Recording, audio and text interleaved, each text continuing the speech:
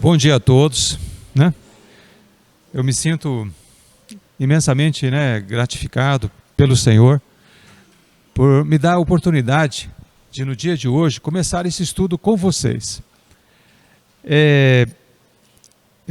Desde que eu fui encarregado pelo nosso irmão Irani, né, para poder estudar, na hora, né, como todas as outras disciplinas aconteceu, foi aquela confusão no começo, né? Aquele caos dentro da gente, como é que eu vou fazer isso, o que é aquilo, né? Uma coisa totalmente diferente para mim.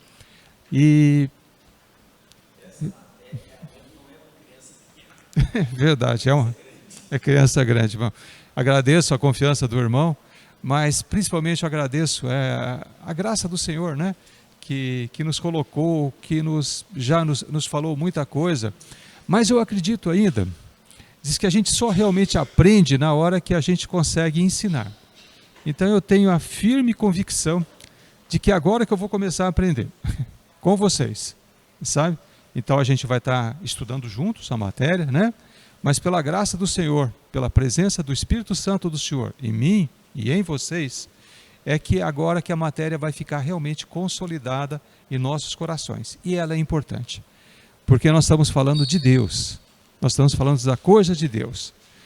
Teologia, teo é Deus, logia é estudo. O sistemática que é o meio misterioso, né? Mas nós vamos conversar a respeito desse sistemática, né? Por que depois da teologia veio o sistemática, né? Por que teve que dar essa qualidade para a teologia, mais esse predicativo, essas coisas. Então, teologia sistemática é o nome do nosso assunto, certo? Este livro aqui, depois da gente pesquisar bastante, chegou-se à conclusão que devia ser o livro básico, né? Para que a gente pudesse pegar e dar o curso. Então, praticamente tudo foi tirado desse livro, sabe? Teologia Sistemática, é um livro antigo, né? Esse autor aqui, o Louis Berkhof, né? Ele é americano, e para vocês imaginarem, ele morreu em 1959. Eu, apesar de velho, nasci em 1960. O homem já tinha morrido fazia um ano quando eu nasci, e já estou velho, sabe? Então esse livro é um livro bastante antigo. Ele foi escrito, segundo consta, né? Ele foi escrito em 1938. A Segunda Guerra Mundial nem tinha começado, começou em 1939. O Estado de Israel não tinha sido ainda feito, foi em 48, né? 1948. Então, muitas coisas que foram escritas aqui foi antes desses grandes eventos, né, que mexeu com a face da terra. Mas a palavra de Deus se renova, certo? Ela se renova. Entendeu? Aquilo que pode parecer antigo pode estar certo, vai soar com muita novidade para cada um de nós. Tem muitas coisas que, apesar da gente ter estudado, a palavra de Deus, tem muitas coisas que ainda, eu creio que o Espírito Santo vai nos ensinar, a todos nós, sabe? Em um grau maior, um grau menor, mas vai ser estudado. Então, primeiro semestre de 2003, né? Agora, além dessa teologia sistemática do Louis Berkhof, né? Esse teólogo presbiteriano, observa bem, esse homem aqui, a formação dele, ele era um pastor presbiteriano, calvinista, sabe? Então, muitos dos pontos que vão ser tocados por ele, a base está no calvinismo. Mas a gente vai ter a oportunidade, aquilo que o Espírito Santo nos revelar diferente, a gente vai poder ir um pouco além do que está no próprio livro, sabe? Nós vamos ter condições de discordar de algumas coisas dele e ir um pouco além. Tem um outro livro de teologia sistemática muito famoso, foi escrito por esse teólogo, o Paul Tillich. O Paul Tillich, ele é de origem luterana, mas ele é considerado um teólogo liberal, a teologia liberal. Dessa, vocês vão perceber que a gente vai fugir dela, sabe? Entendeu? Isso não fecha muito com aquilo que nós acreditamos ser a revelação de Deus mesmo. Tem um outro teólogo também, pentecostal, né, mais próximo da nossa formação, brasileiro inclusive, que é esse Walter Brunelli. E esses são os livros, né, de cada um. Se vocês forem comprar pela internet, pelo Amazon, por exemplo, a capa desse livro aqui seria essa primeira aqui, ó, Teologia Sistemática. Seria esse primeiro livro que está aparecendo aqui, certo?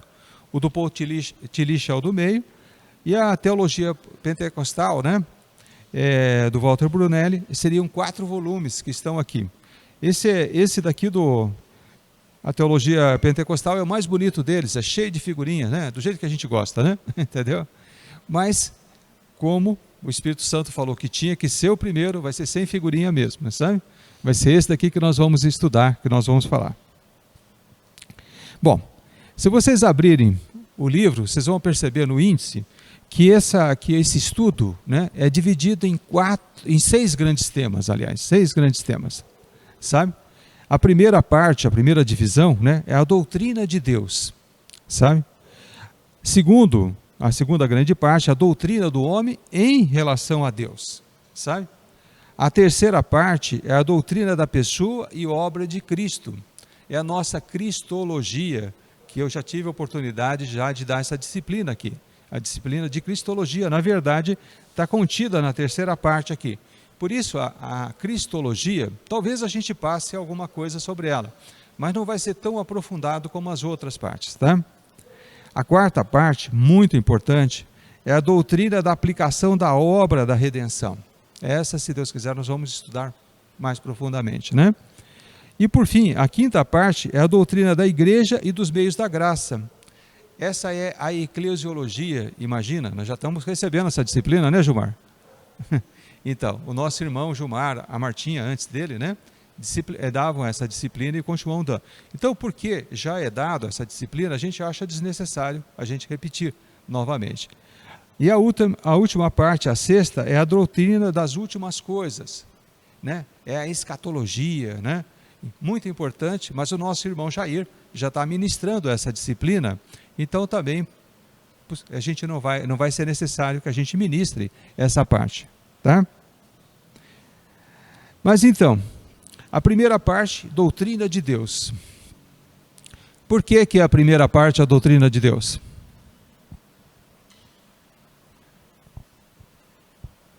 É um princípio.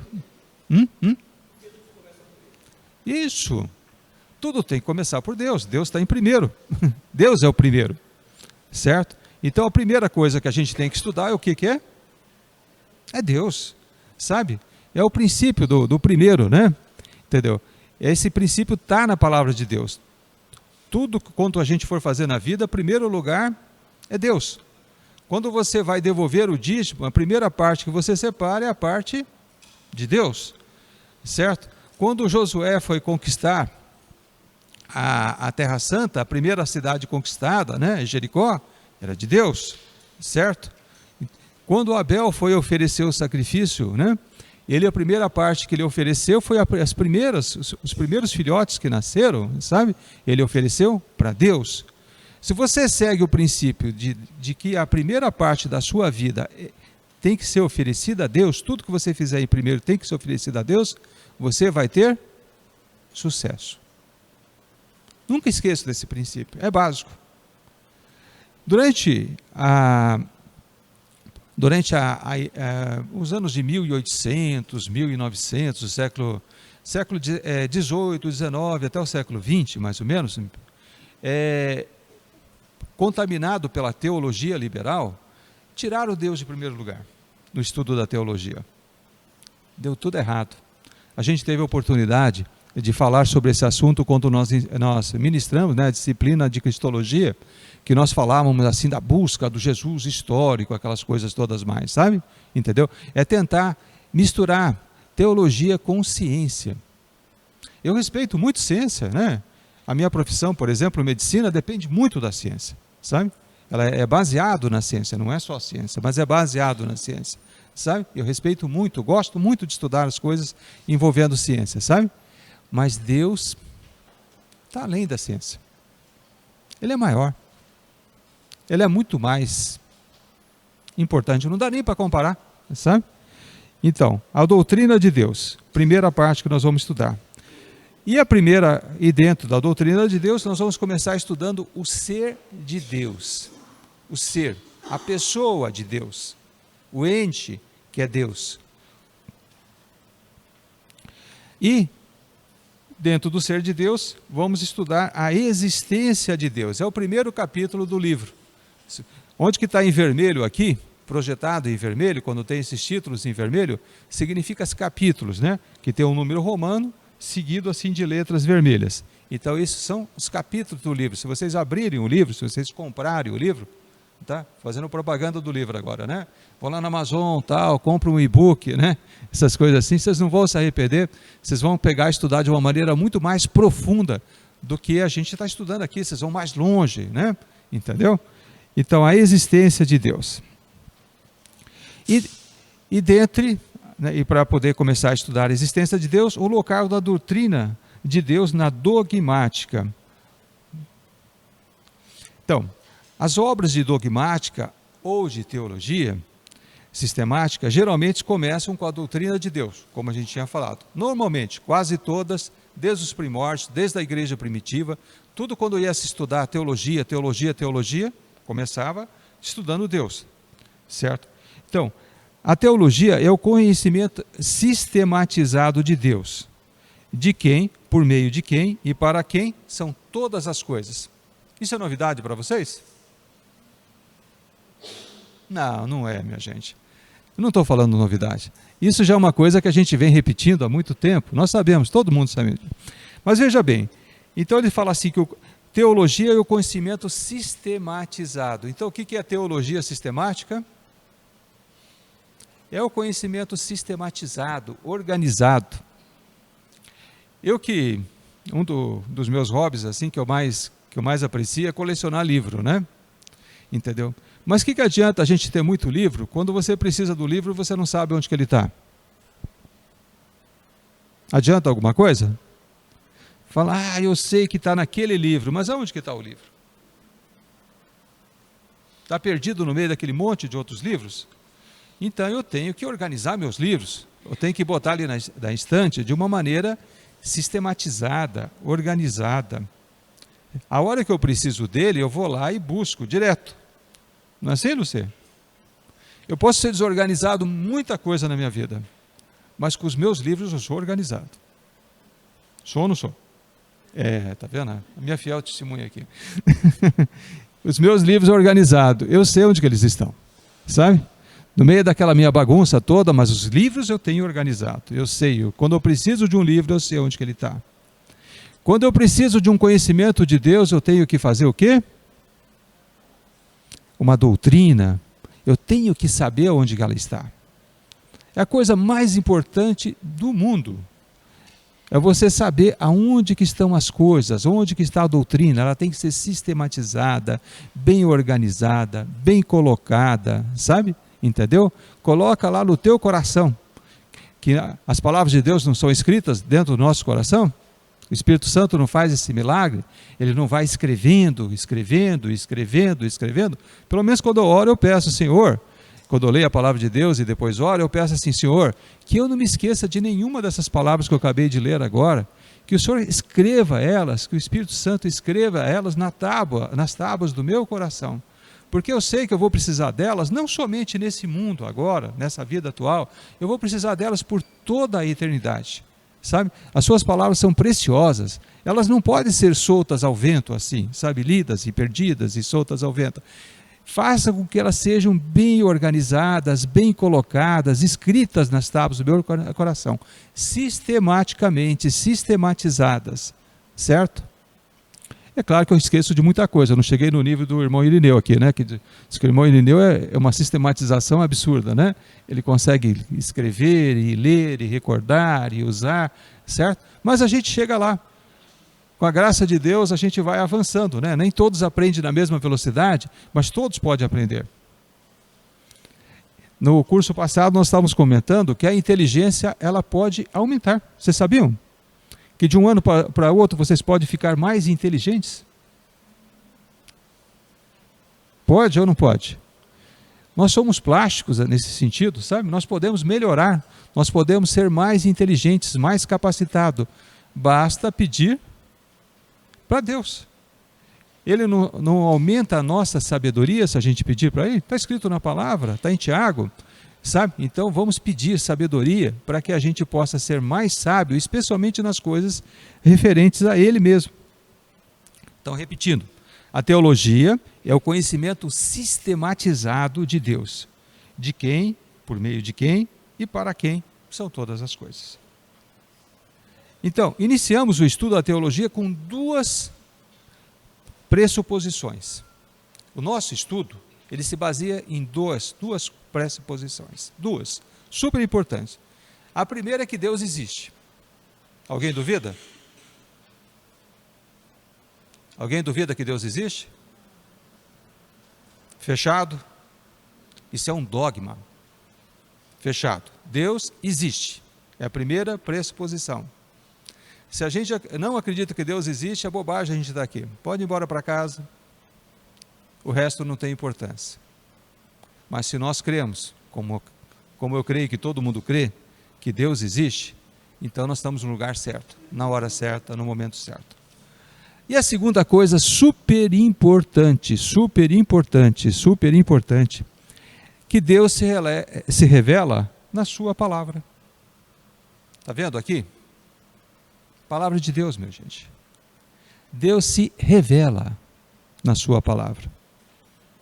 Vocês querem conhecer a Deus? Olhem para Jesus, não é isso que Jesus falou? Olhem para mim.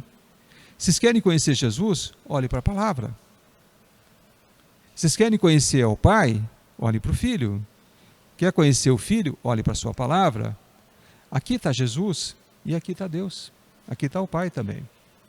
Então nós conhecemos, ele nos dá essa graça, sabe? Ele se mostra, ele se torna visível quando a gente olha, observa a sua palavra, ele se revela, tira o véu, tira a máscara, ele mostra quem ele é, certo? Nós vemos Deus quando nós olhamos, quando nós contemplamos, quando nós observamos, quando nós lemos, quando nós meditamos na sua palavra. Vocês creem nisso? Amém. Então estamos no caminho certo. Então, duas pressuposições. Deus existe e Deus se revela na sua palavra. Isso é o básico para a gente começar a estudar a teologia sistemática. Certo? São essas duas bases. Quem não fez isso deu errado. E nós vamos observar ao longo do processo quanta gente que errou porque não fez isso. Em quantas situações e quantas heresias foram levantadas porque essas duas pressuposições, elas não foram consideradas.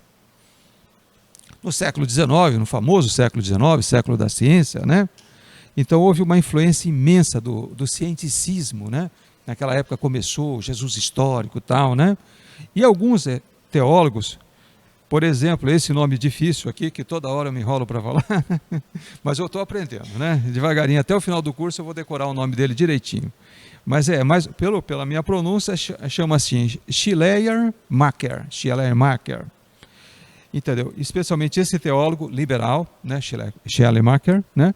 Eles deixam de reconhecer o conhecimento de Deus como algo que lhe foi dado na Escritura e começam a orgulhar-se de ter Deus como objeto de pesquisa. Eles querem descobrir nos tubos de ensaio, nas pesquisas, olhando para a natureza, olhando para o espaço, olhando para as estrelas, olhando para o sol, usando princípios da física, da química, da biologia. Eles querem ver Deus. É claro que Deus está tudo nisso. Todas essas coisas foi feita por Ele, a mão dele está em tudo, e Ele está em tudo, Ele é imanente, né? Ele está em tudo, certo? Mas Ele não é só isso. Ele é muito mais. Ele vai muito além. Ele transcende. O nosso Deus não é só um Deus que é imanente, ou seja, Ele está nas coisas. Ele transcende. Ele vai além, vai muito além, sabe? E esses pesquisadores, pseudocientistas, na verdade, né? Porque se o cientista reconhece as suas limitações, e essas pessoas não reconheceram, sabe? Então, para mim, são falsos cientistas, sabe? Eles pegaram e acharam que poderiam conhecer a Deus dessa maneira. Mas a fé na Escritura, como autorizada revelação de Deus, foi desacreditada por eles, né? E a compreensão humana, baseada na apreensão emocional ou racional do homem, tornou-se o padrão religioso. Teologia liberal. É isso que eles faziam. Eles deixaram de ter fé na palavra de Deus, certo? Deixaram de ter fé no que Deus nos deixou por escrito, nos deixou registrado, e passaram a acreditar mais na capacidade humana de compreender os fenômenos, sabe? Nas emoções humanas, no raciocínio humano, sabe? E esse se tornou o padrão religioso para aqueles que nós conhecemos como teólogos liberais. Os teólogos liberais. Bom, agora nós vamos falar sobre a prova bíblica da existência de Deus. Prova bíblica de que Deus existe. A existência de Deus, como nós começamos o curso, é a grande pressuposição da teologia, mais do que qualquer outra coisa. Por que nós vamos estudar uma coisa que, se Deus não existisse, qual que era o objetivo de estudar a teologia, de estudar a Deus, sabe? Então, a grande pressuposição, a base, o alicerce da toda a teologia é que Deus existe, certo? Então, nós cremos que existe, então, um ser, uma pessoa, uma criatura, quer dizer, não é uma criatura porque ele não foi criado, é um ser, sabe? Ele é pessoal, ele é uma pessoa. Como nós somos pessoas, como nós nos reconhecemos individualmente, Deus também é uma pessoa. Ele é autoconsciente, ou seja, Deus tem consciência de si mesmo, e muito mais do que a gente, né? Ele é autoexistente. Ele não depende de nada, nem de ninguém para existir. Ele é autoexistente. Alguém mais além de Deus é autoexistente? Não. Daí vem um outro termo difícil que nós vamos repetir bastante, que chama aceidade. Aceidade. Aceidade é uma característica única de Deus, que é só Ele que é autoexistente. Ele sempre existiu, Ele existe e vai sempre existir. O homem, quando se torna eterno, muito bem, a partir daquele momento que Deus determina que ele seja eterno, né, que coloca como ele é eterno, ele passa a existente por toda a eternidade. Mas ele tem um começo. Ele não existiu sempre. Ele começa a existir a partir do momento que Deus cria. E a partir de então, vai existir eternamente. Mas ele tem um começo. Deus não tem começo. Só Ele não tem começo. Certo? Só Ele não tem. Só Ele é a razão dele mesmo existir. Quem fez Deus? Entendeu? É a única pessoa em todo o universo que existe por causa dele mesmo. Se nós formos, então nós passamos a viver eternamente porque Deus nos sustenta. Se Ele tirar a mão, o dedinho debaixo de nós, a nossa eternidade vai para o espaço. Então a nossa existência eterna depende da existência de Deus. Deus não depende de ninguém. Ele existe porque Ele existe. A ceiedade chama isso. A ceiedade. A ceiedade. Só Deus é assim. Ninguém mais é desse jeito. Só Ele. Ele é único. Mistério? Mistério? É mistério? É mistério. E vocês vão ver muitos outros. Deus é misterioso. Com certeza, tem muitos mistérios, né? Então, é um ser pessoal, autoconsciente, autoexistente, que é a origem de todas as coisas. Tudo que existe, a origem é Deus. sabe? E que ele transcende, ele vai muito além, transcende a criação inteira. E ao mesmo tempo é imanente, ou seja, ele está dentro de cada coisa criada, material ou imaterial, viva ou não viva, em tudo Deus está, ele é imanente, ele está no interior, ele é imanente, ele está presente em tudo, imanente, imanente, palavra importante, imanente. Vocês vão aprender bastante palavra difícil, vocês vão sair com o vocabulário um pouco melhor agora. Tá? Imanente, transcendente, né? Aceidade, comece a anotar. Vocês vão aumentar o vocabulário, até o final do curso vai aumentar o vocabulário, tá? Não significa, contudo, que a existência de Deus seja passível de uma demonstração lógica, que não deixa lugar algum para a dúvida, mas significa, sim, que embora a verdade da existência de Deus seja aceita pela fé, esta fé se baseia numa informação confiável. Por lógica, vocês conseguem provar que Deus existe? Consegue ou não consegue? Lógica, usando a lógica lá do Aristóteles, que o Aristóteles inventou. Vocês conseguem provar que Deus existe de uma maneira irrefutável? Não. Não consegue. Por lógica não consegue. Não consegue. Sempre vai ter alguma falha naquela estrutura, naquele raciocínio lógico construído, por mais inteligente e capacitado que seja o homem, vai deixar alguma falha que alguém vai criticar, mas isso não está certo, aquilo não está certo, e é verdade, não está certo. Então, por lógica, a gente não prova que Deus existe. Mas, ao mesmo tempo, nós temos uma informação confiável, que Deus existe. Primeiro, claro, a nossa fé. E segundo, a palavra dele. É certo? Se nós cremos, se nós temos fé que a palavra dele é verdadeira, certo? Então é uma prova irrefutável para nós, pelo menos que somos cristãos, né? Então não precisa nenhum enunciado lógico nos dizer que Deus existe, sabe? Nós sabemos, nós temos fé, nós cremos na sua palavra, sabe? É assim que funciona, sempre funcionou assim. Jesus nunca escondeu da gente essa verdade, sabe?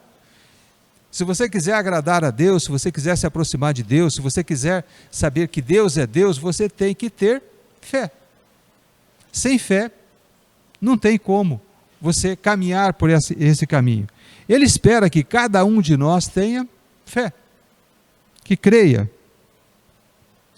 Então, a fé do cristão se baseia, primeiro, da Escritura, né, como a palavra de Deus, certo?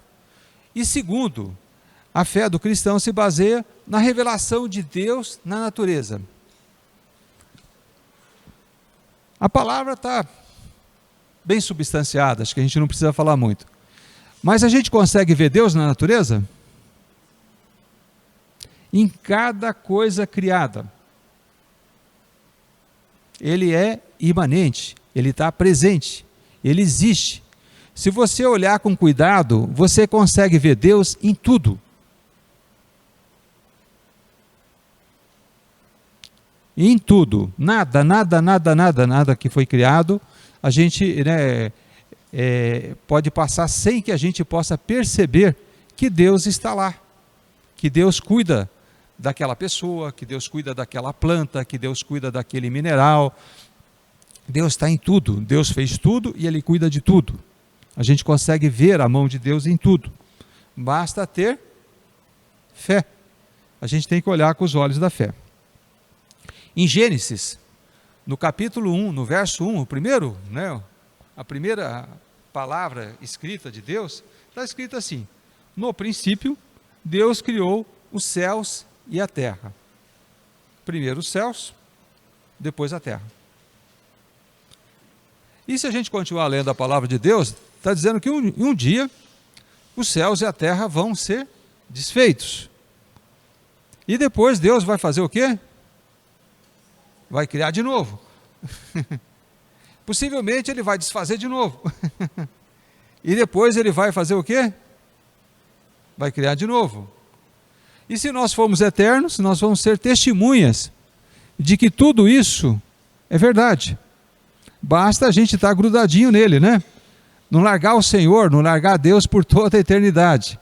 A gente tem que estar com Ele, quando Ele fizer todos esses processos de criação e recriação e isso e aquilo, né?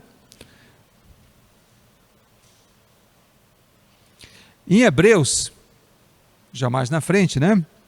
Um verso que eu gosto muito, sabe? Que sempre me tocou, né? Sem fé é impossível agradar a Deus, pois quem dele se aproxima precisa crer que ele existe e que recompensa aqueles que o buscam. É o que nós estamos fazendo. O que nós estamos fazendo aqui? Nós estamos buscando a Deus. Nós vamos ser recompensados? Eu creio que sim. Não está escrito aqui na palavra dele? Ele recompensa aqueles que buscam. Ele recompensa aquelas pessoas que se interessam pelas coisas dele. Ele recompensa aqueles que querem conhecer mais dele. Ele recompensa. E qual que é a recompensa? A vida eterna. Viver sempre com ele. O que a gente pode querer mais da vida, né? Do que ter a vida eterna? Esse é o suprassumo do suprassumo do suprassumo do suprassumo, né? Do que um ser humano pode desejar, certo? E João 7,17 está escrito assim: se alguém decidir fazer a vontade de Deus, descobrirá se o meu ensino vem de Deus ou se falo por mim mesmo. Isso é o apóstolo João, né, que está falando, claro, né? Mas pode ser qualquer um de nós. Nós podemos estabelecer esse desafio, repetir o que está escrito na palavra, repetir o que o apóstolo João falou, inspirado pelo Espírito Santo de Deus, e nós podemos chegar para qualquer pessoa que está no mundo e falar assim, ó, se você decidir fazer a vontade de Deus, você vai descobrir se aquilo que eu estou falando a respeito de Deus, se essa teologia que nós estamos estudando, se aquilo que eu estou falando vem de Deus ou está vindo de mim mesmo. Está bem? Nós podemos todo mundo virar o João aqui, né? Abençoado esse homem, o João, o nosso irmão João, né? E nós podemos ser igualmente abençoados, sabe? Igualmente abençoados, porque a palavra de Deus não muda. Ele falou, está falado. O Espírito Santo inspirou João para falar isso, registrar, está registrado. Isso podemos carregar com a gente eternamente. Bom, vamos lá, o item C. A negação da existência de Deus em suas várias formas. Vamos lá agora ver vamos ver o lado contrário. Os estudiosos de religiões comparadas e os missionários frequentemente dão testemunho do fato de que a ideia de Deus é praticamente universal na raça humana. Eu estou vendo agora que está vendo uma confusão danada com esse negócio dos Yanomamis aqui no Brasil, né? Que eles querem impedir que os missionários vão até as tribos dos Yanomamis e levem a palavra de Deus, certo? Então, nesses fluxos e refluxos que acontecem com relação a esses partidos de esquerda, que atualmente voltou a dominar o Brasil, então eles sempre têm esse cuidado, que eles querem preservar os povos, né, nativos, assim, sabe? Separados de toda a doutrina, especialmente a doutrina cristã. E não querem que os Yanomamis e os outros índios, as outras tribos, que ainda não tiveram contato com o homem branco, essas coisas, com o mundo civilizado, tenham contato. Mas quando eles são achados, quando porventura um missionário consegue chegar numa tribo dessas, separada, totalmente separada, e começa a ter aqueles primeiros contatos, o que eles descobrem? Que mesmo esses povos, eles já têm uma noção de Deus. Esses povos que não foram nunca evangelizados, sabe? Eles já têm dentro deles, já no DNA deles, sabe? Já há algo que fala que Deus existe. Quem que implantou? Foi o próprio Deus. Porque eles são feitos, assim como nós, eles são criaturas de Deus. Aquele que nos criou também os criou, certo? Então dentro deles tem a mesma estrutura que nós temos. E existe o testemunho, mesmo que não tenha uma palavra escrita, eles não sabem nem ler. Diz que os anomanes eles sabem contar assim, 1, 2 e mais do que 2, sabe? Não sabe ler, não sabe escrever, não sabe nada, mas eles sabem que existe um Deus. Eles sabem. Isso está neles. E não é partido de esquerda nenhum, proibição nenhuma, que vai impedir deles saberem isso. Eles sabem, está neles, está escrito, está no DNA deles.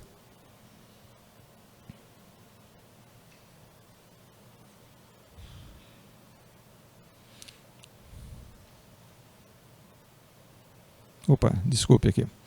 Então, ateísmo, sem, tel, Deus, ismo, né? A filosofia e tal. Então, ateísmo são aquelas pessoas que não acreditam em Deus. Para você não acreditar em Deus, você tem que forçar a barra. Porque você já nasce acreditando. Já está no seu DNA. Não é natural a gente não acreditar em Deus. Certo? A gente aprende a não acreditar em Deus. A gente tem que ser submetido a muito ensino, a muita doutrinação para virar ateu. Vocês sabiam disso? Porque a gente já nasce crendo em Deus. Mesmo os povos mais incivilizados, vamos dizer assim, eles já creem em Deus, sabe?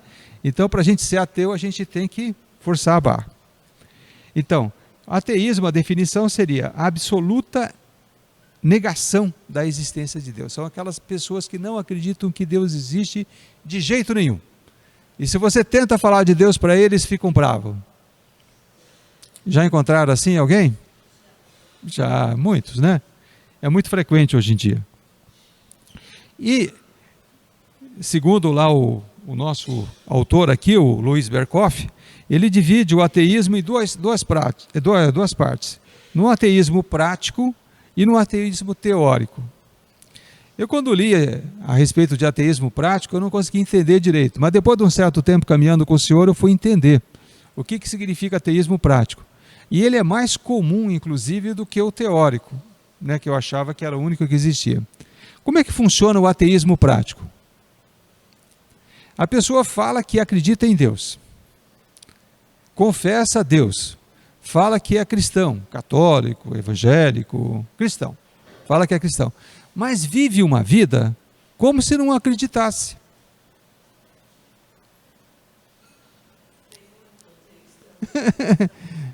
Isso, e a maior parte deles, minha gente, está no nosso meio. Esse é o ateísmo prático. Na prática, eles são ateus. Eu estava vendo esses tempos atrás um vídeo que me chocou muito, né, faz alguns anos, de um determinado pastor que entrou na política, e eles participaram lá de um roubo, de um desvio muito grande que aconteceu, foi aqui em Rondônia mesmo, sabe? E o pastor, depois de tudo, juntou aquela dinheirama toda roubada, né? E estava lá orando e abençoando o dinheiro roubado. Será que esse homem é um ateu? Apesar dele dizer que é cristão, que ele ora, inclusive, né? A gente deve orar em cima do dinheiro que a gente ganha, é certo, é correto, né? Pedir a Deus que multiplique e tal. Mas um dinheiro roubado, minha gente.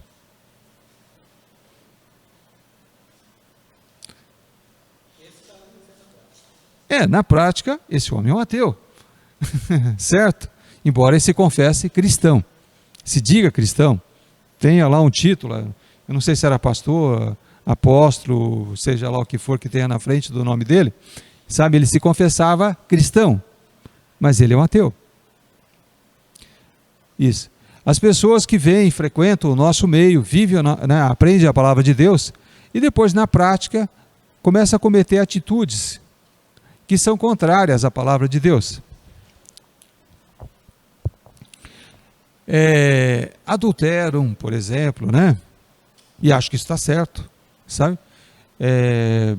roubam, como a gente estava falando, e não se arrependem, né? Não é que a pessoa, por exemplo, ela pode cometer todo tipo de pecado, mas depois ela tem que reconhecer que ela cometeu um pecado, se arrepender e voltar para os caminhos do Senhor. Aí não deixou de ser cristão, né? Então ele cometeu o pecado, o Espírito Santo revelou e tal, a pessoa se arrepende e volta para os caminhos. Mas há pessoas que não se arrependem, ela procura encobrir aquele pecado como se fosse uma coisa correta. E qualquer coisa fala, não, vocês que não entenderam bem a palavra de Deus, né?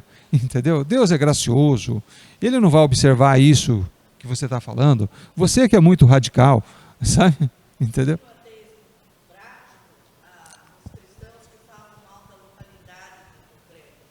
Também falam mal dos irmãos que estão ao lado, falam mal da localidade, falam mal de tudo, vive murmurando o tempo todo. Ateísmo prático. Isso é ateísmo prático. E tem tantos exemplos, né? Vocês vão se lembrar de coisas bem mais do que eu. Bom, e por fim tem o ateísmo teórico, né? Tudo, né? Que a pessoa aprende. Vamos lá, para ilustrar bem. Em Efésios 2:12 está escrito assim: naquela época vocês estavam sem Cristo, separados da comunidade de Israel, sendo estrangeiros quanto às alianças da promessa, sem esperança e sem Deus no mundo. Quem que essas pessoas eram naquela época que o apóstolo Paulo está falando? Eram ateus.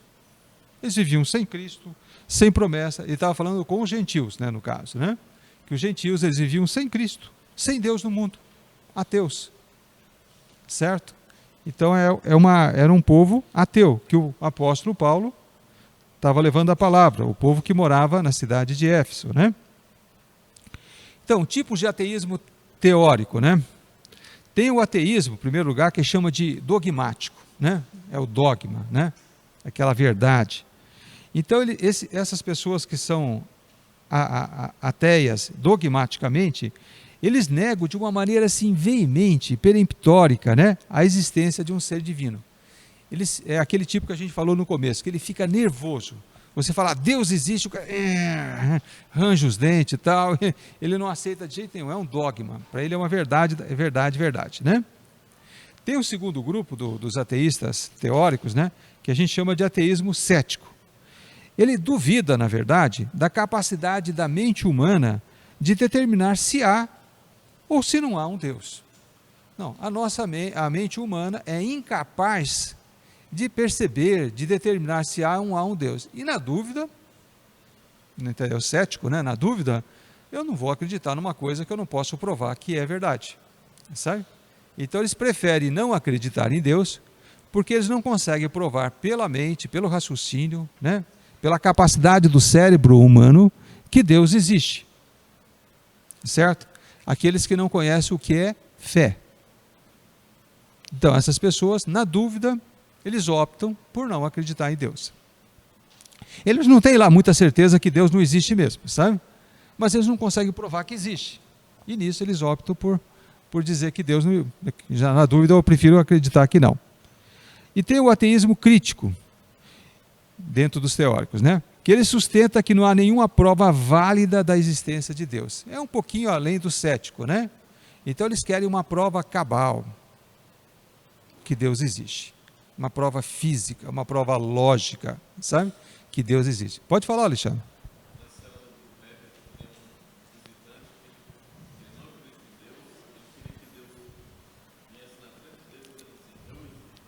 Sabe? Ele nunca vai fazer isso. Ou você acredita por fé, ou ele não vai ter essa prova. Jamais, jamais. Esse já está reprovado, né, Alexandre?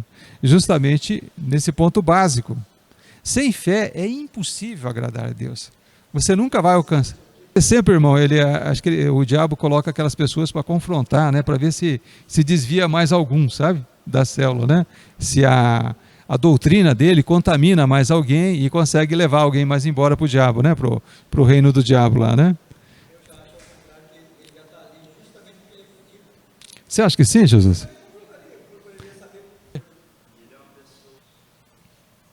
Bom, o ateísmo teórico, geralmente ele está enraizado em alguma teoria científica ou filosófica, sabe?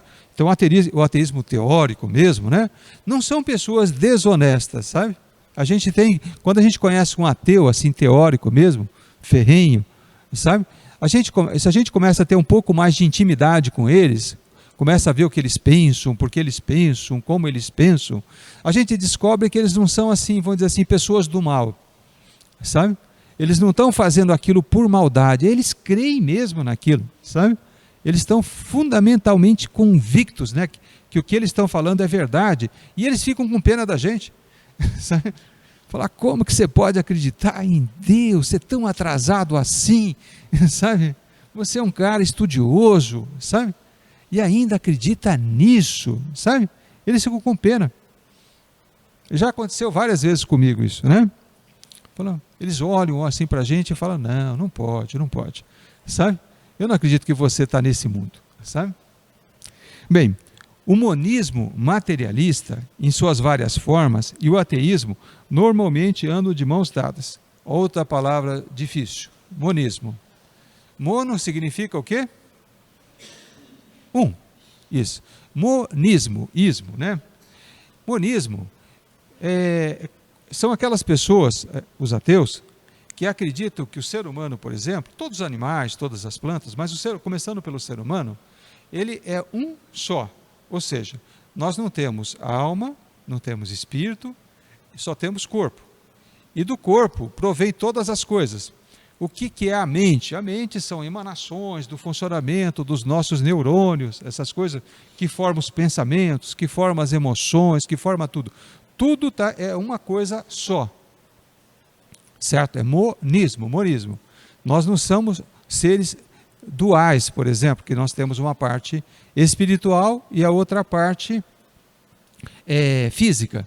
Para eles tudo provém do físico, mesmo aquilo que a gente considera como espiritual é uma ilusão, sabe? Correntes elétricas que correm dentro dos nossos nervos, no nosso cérebro, do nosso encéfalo, né?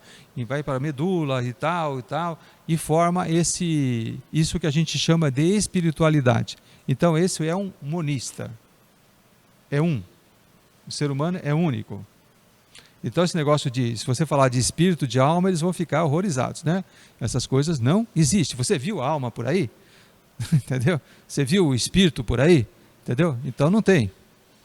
Não tem alma, não tem espírito, não tem isso, não tem vida além do corpo físico. Você morreu, acabou. Sabe? Aquela chama apagou, aquilo que a gente chama vida, e você acabou. Isso é monismo. E o oposto ao monismo?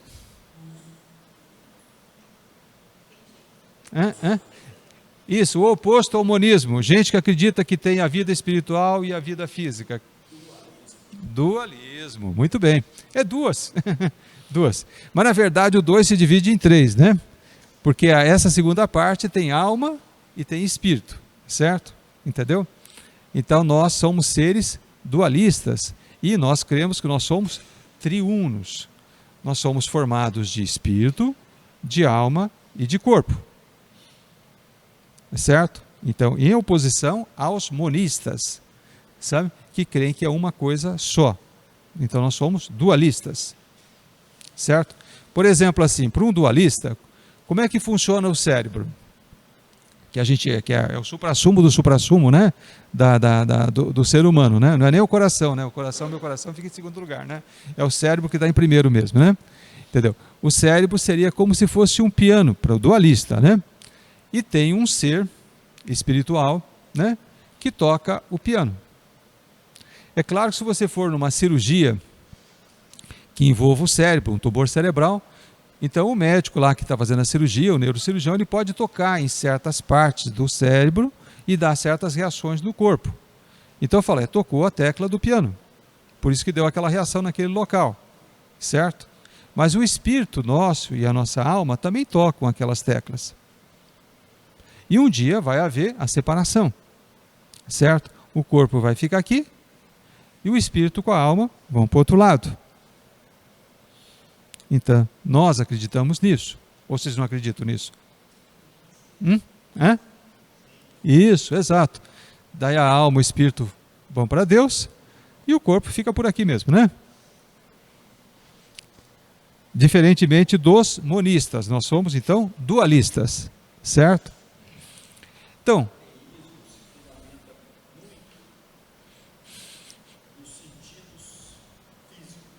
sim, isso.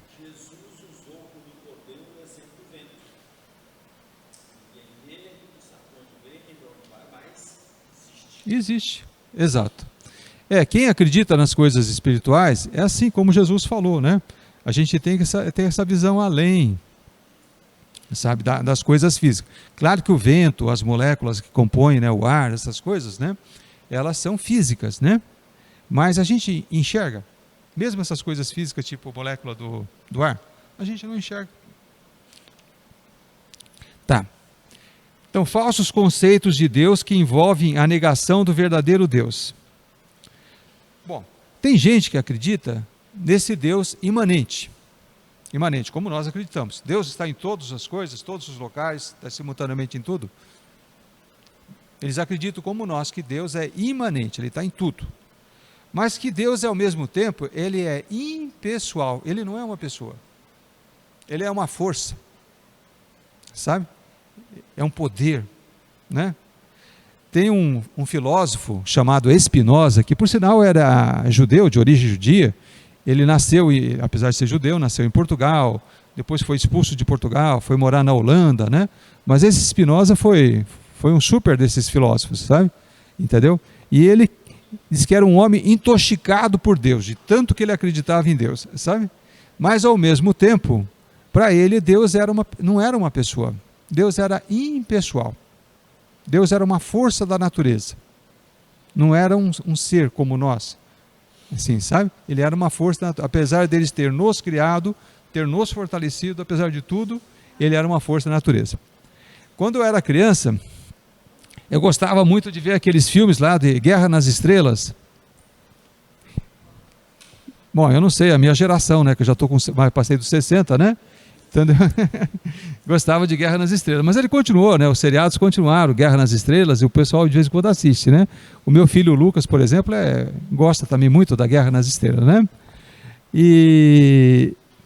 Mas então, lá no Guerra nas Estrelas, tinha o Luke Skywalker, né? Aquele personagem, o Luke Skywalker, né? E tinha lá o cara do mal, né? Então, aquilo lá, vou dizer assim, eles acreditavam também numa força. O Luke, né, conseguia ser tão poderoso e tal, fazer aquelas coisas extraordinárias, porque a força o dirigia. Isso. E o cara do mal é porque ele tinha usado o lado mal da força. Entendeu? Como é que era mesmo o personagem do mal, que agora esqueci, me deu um branco? Hã? Não sabe, né? Como é que é, Alexandre? Darth Vader, né? Darth Vader, isso mesmo. Esse é da nossa época, Alexandre. Não nega o cabelo branco, né? Darth Vader, exatamente, era o Darth Vader. Mas tinha a força do mal e a força do bem. Então, o Luke, ele incorporava a força do bem. E o Darth Vader, a força do mal. Mas era uma força. Era uma coisa impessoal. Ele não é. Então Deus não era uma pessoa, era uma energia que tinha que ser canalizada para você construir as coisas, certo? Tanto coisas boas como coisas más, sabe? Então é assim que uma pessoa que tem esse Deus imanente, que está em todo lugar, mas impessoal, acredita.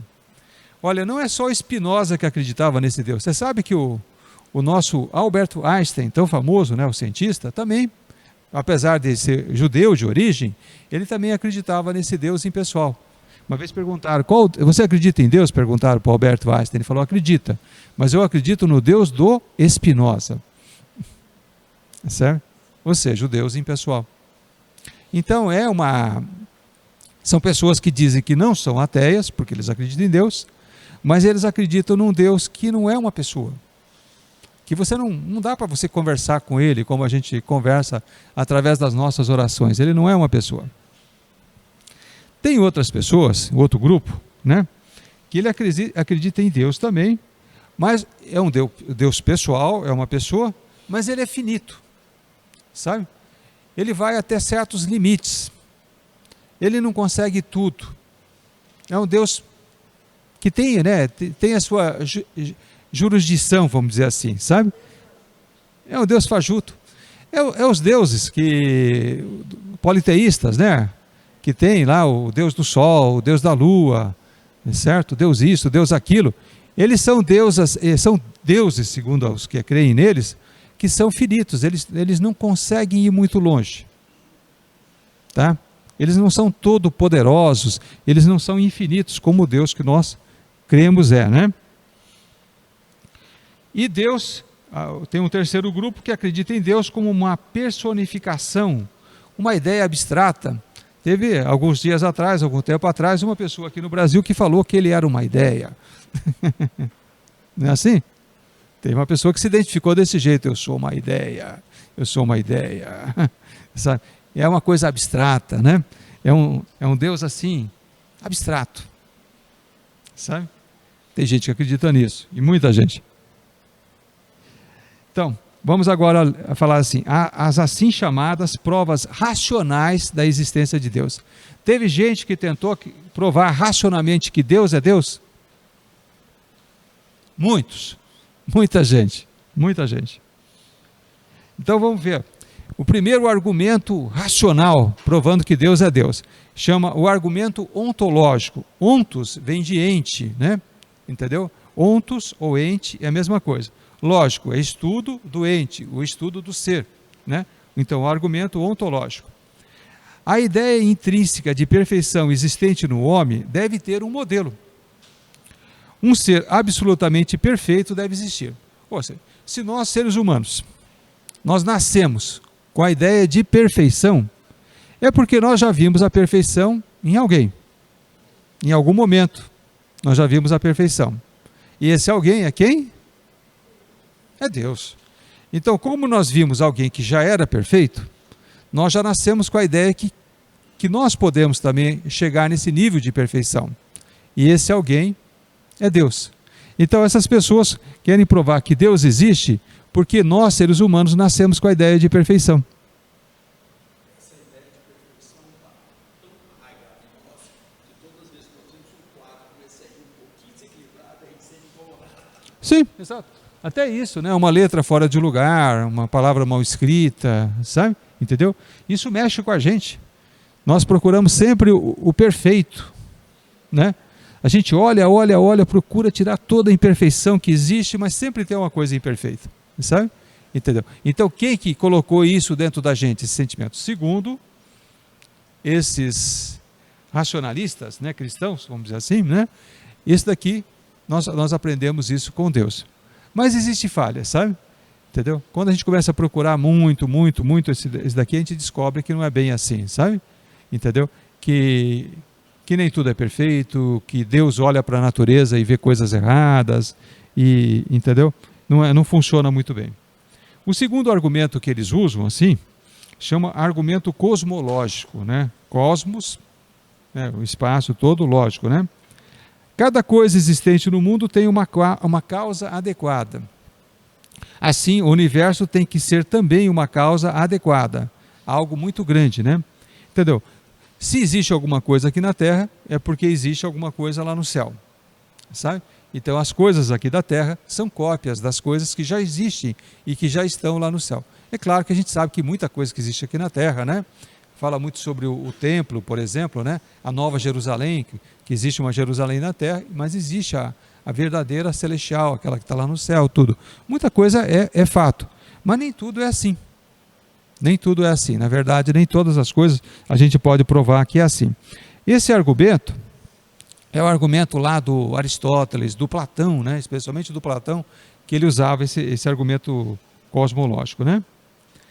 O argumento teleológico. Em toda parte, o mundo revela inteligência, ordem, harmonia e propósito. Isso implica a existência de um ser inteligente gerindo o mundo. Quer dizer, a prova de que Deus existe é que, como tudo está em ordem, é porque deve existir uma pessoa muito inteligente gerindo o mundo. E quando as coisas saem fora de ordem? Quando acontecem as guerras, Deus deixou de existir? Quando acontecem as epidemias, muita gente morre. quando uma criança morre, esse argumento é válido? Não. Se fosse assim, nada de ruim aconteceria. A terra já seria o céu, né? A gente já estaria numa visão perfeita, né? E por fim, tem o argumento chamado moral. O argumento moral se deve muito a esse filósofo, o Kant, né? Alguém já tentou ler Kant alguma vez? E entendeu? Eu já tentei algumas vezes, mas nunca entendi. Sabe? Ô, cara difícil de ler, né? O raciocínio dele é muito complicado, né? Mas o Kant, ele inferiu, deduziu, né, a existência de alguém que, como legislador e juiz, ao mesmo tempo legislador e juiz, ele tem o absoluto direito de dominar o homem, certo? Porque ele é tão moralmente perfeito, né? Aqui o irmão Irani falou, faltou o no com, é como, né? Como legislador e juiz. Olha que eu corrigi esses slides, hein? Você vê que as coisas não são perfeitas, né? A gente corrige e ainda fica alguma coisa escrita errada, né?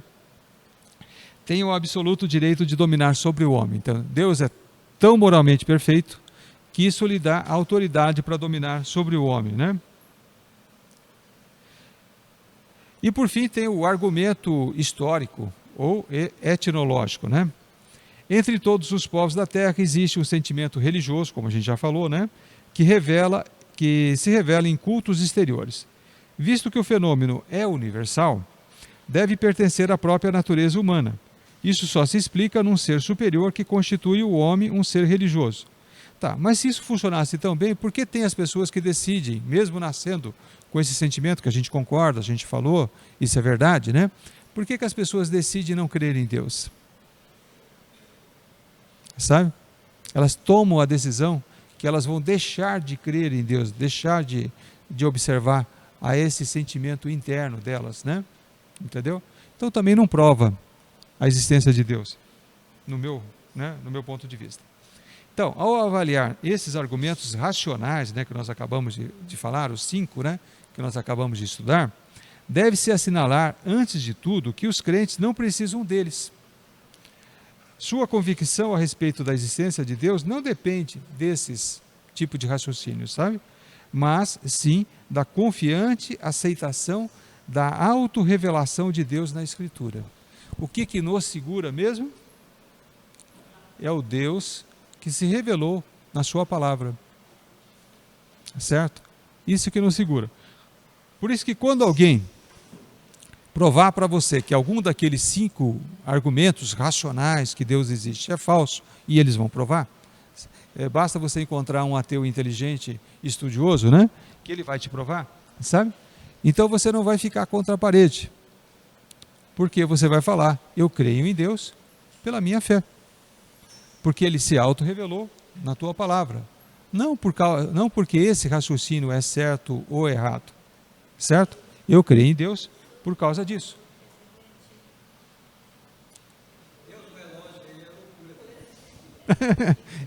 Graças a Deus, né?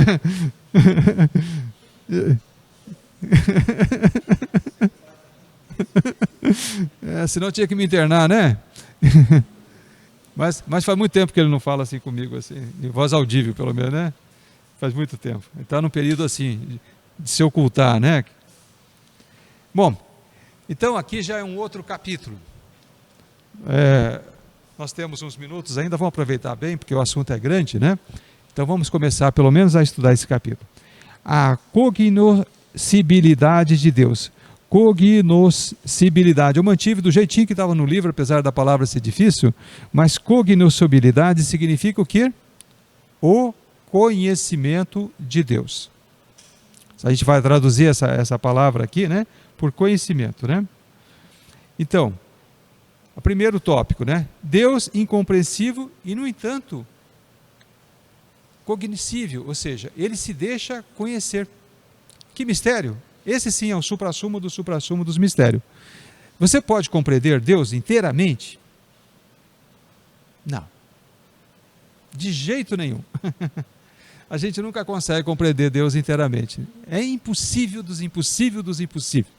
Eu creio que esse estudo de teologia vai continuar por toda a eternidade, depois que a gente passar para o outro lado, E a gente vai passar a eternidade inteira estudando Deus, e a gente não vai chegar aonde? A compreendê-lo inteiramente. Nós vamos gastar, entre aspas, né, a nossa eternidade estudando Deus. Vai ser a matéria mais importante lá no céu, né? Vai ser estudar Deus, sabe? E ainda assim, com todo mundo ajudando, né? Diz que lá, quando a gente pensa, a gente faz como se fosse aqueles cluster de computador. É cluster mesmo, né? Que chama? Quando bota vários computadores, tudo um funcionando do lado do outro e tal, todos eles para fazer o mesmo, né? Um ajudar o outro nos raciocínios. Então, né, diz que lá todos os seres, né, vivos, os seres humanos que vão estar lá no céu, vai estar todo mundo pensando junto, vai ser aquela super reunião, entendeu? Usando aquele poder imenso de todo mundo raciocinando junto, e a gente ainda não vai conhecer Deus, ainda ele vai continuar sendo incompreensível. Isso, exatamente, meu irmão. Entendeu? Então, a igreja cristã, ela confessa, por um lado, que Deus é o incompreensível. Deus é o incompreensível. Mas também, por outro lado, que ele deve ser conhecido. Olha só que coisa, que mistério, né? Deus gosta de ser conhecido, ele quer, espera ser conhecido por nós, né? E que conhecê-lo é inclusive, conhecer a Deus é um requisito para a salvação. Você quer ser salvo? Você tem que conhecer a Deus. Mas você vai conseguir compreender a Deus? Não vai. Totalmente não. Sim, verdade. Olha, em Jó 11.7 está escrito assim: você consegue perscrutar, que palavra difícil, né? A língua enrola. Perscrutar os caminhos de Deus? Pode sondar os limites do Todo-Poderoso? Você consegue entender Deus inteiramente? Você consegue abarcar todo o conhecimento de Deus? Não, não consegue. Você pode sondar, você pode chegar perto dos limites de Deus? Por exemplo, eu posso caminhar no Brasil e chegar nas fronteiras. Às vezes tem locais que são muito inacessíveis, né, no meio da floresta amazônica e tal, mas eu posso andar toda a fronteira brasileira. Mas eu não posso andar aonde Deus termina. Mesmo em espírito, mesmo na eternidade, a gente nunca vai conseguir chegar aonde Deus termina. Aonde que, né, termina todos os mistérios dele. Em João 17,3 está escrito assim: esta é a vida eterna, que te conheçam, o único Deus verdadeiro, e a Jesus Cristo a quem enviaste. Qual que é a vida eterna? Conhecer a Deus e a Jesus Cristo. Você quer ter vida eterna? Você tem que conhecer a Deus e a Jesus Cristo, certo? Entendeu? Mas você vai conseguir entender a Deus? Não vai. Não falei que a gente ia falar de coisas assim que são meio assim chocantes? Sabe? Pois é, pelo menos eu fiquei muito, né, tocado com essa passagem, né? Então,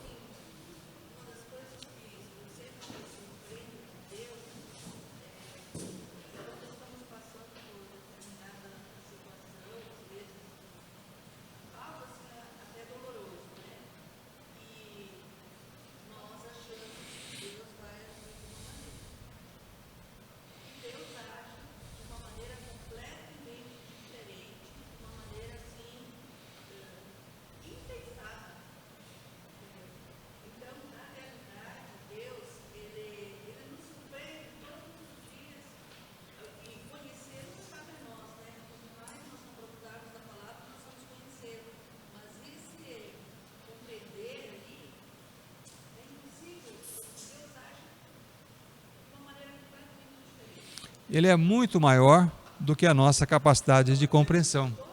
Todos nós cristãos pensamos que Deus ia reproduzir o governo referente a Deus. Isso você fez o contrário. Pois é. Agora, quem está certo? Nós ou ele? Com certeza ele. Agora, por que ele fez isso? Eu tenho certeza que mais dia, menos dias, a gente vai descobrir por quê, sabe? E a gente vai chegar à conclusão que ele estava certo, sabe? Ele vai se revelar por que ele fez isso, e nós vamos entender por que ele estava certo. Certo? Ele não nos traiu, vamos dizer assim. Pelo contrário, ele nos favoreceu. Como? Eu não sei, mas eu sei que ele favoreceu. A gente vai descobrir, mais dia menos dias, a gente vai descobrir como ele nos favoreceu. Certo? Então, a teologia reformada sustenta que Deus pode ser conhecido. Tudo bem? Mas, ao mesmo tempo, é impossível ter um completo e perfeito conhecimento de Deus. A gente deve procurar conhecer a Deus, mas a gente nunca vai conhecê-lo de uma maneira completa e perfeita. Certo? Todo dia a gente tem que estar fazendo o que nós estamos fazendo hoje. O que nós estamos fazendo aqui? Tentando conhecer a Deus, tentando compreender a Deus, aumentar a nossa capacidade de entender a Deus. E nós vamos conseguir? Em parte. Eu acredito que quando a gente terminar esse curso, a gente vai estar 1 centímetro, talvez, ou 2, né, adiante, né, daquilo que a gente estava antes. Pode falar, meu irmão.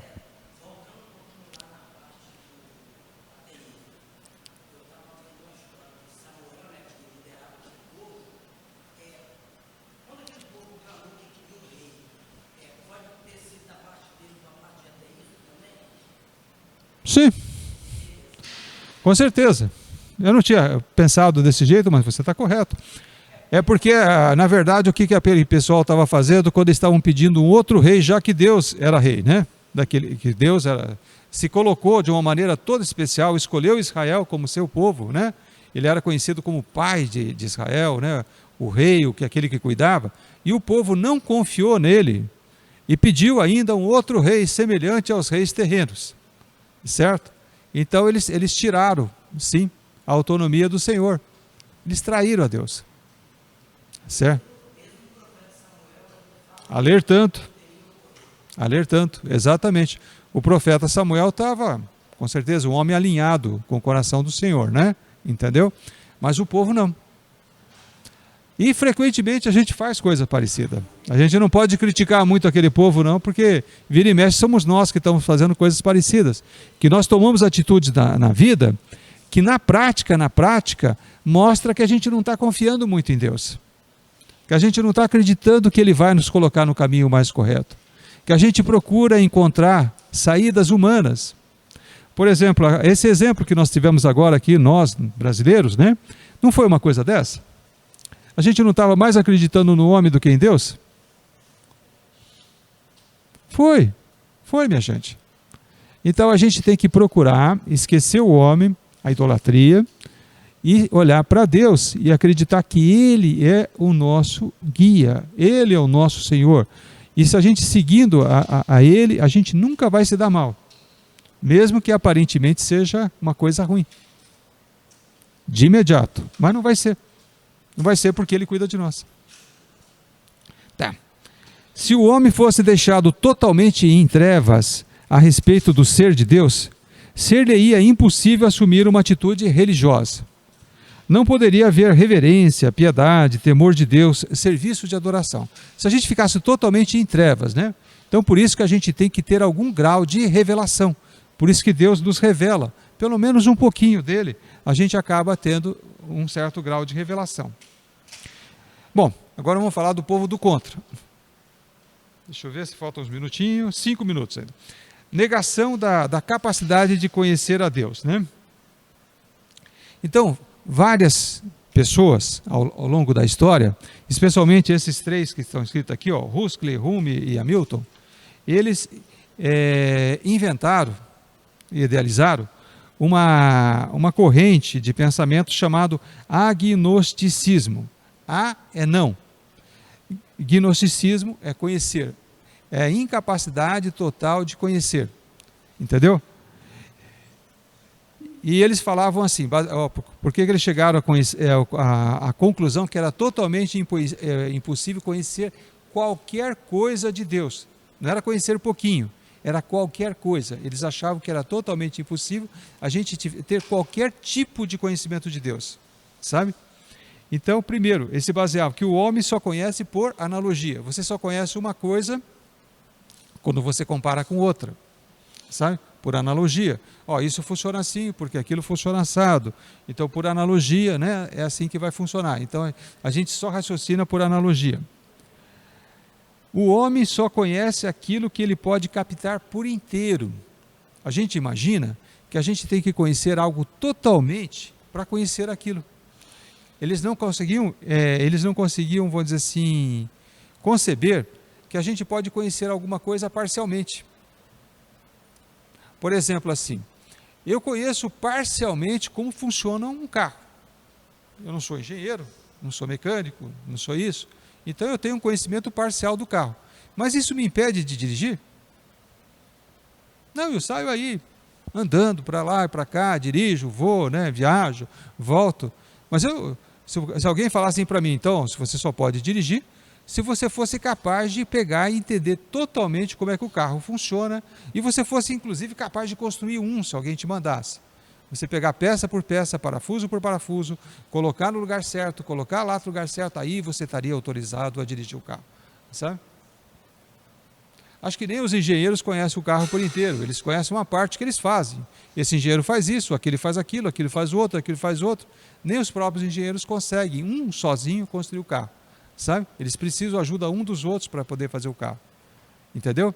Então eu não preciso conhecer tudo de Deus para que aquela parte que eu conheço não seja o suficiente para que eu tenha uma vida cristã, uma vida correta, uma vida boa. Eu posso conhecer Deus parcialmente, só um pedacinho dele, né? Uma fagulhazinha dele, mas aquilo é mais do que suficiente para que eu tenha uma vida abençoada, uma vida cristã, uma vida próspera, uma vida alinhada com os pensamentos do Senhor. Então, todos os predicados de Deus, todas as qualidades de Deus, né, são negativos e, portanto, não fornecem conhecimento real.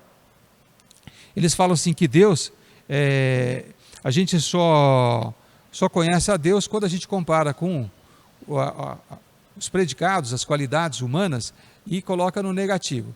Por exemplo, assim, o homem é imperfeito, então Deus é perfeito, certo? O homem é meio do mal, assim, né? Não é totalmente bondoso, então Deus é totalmente bondoso.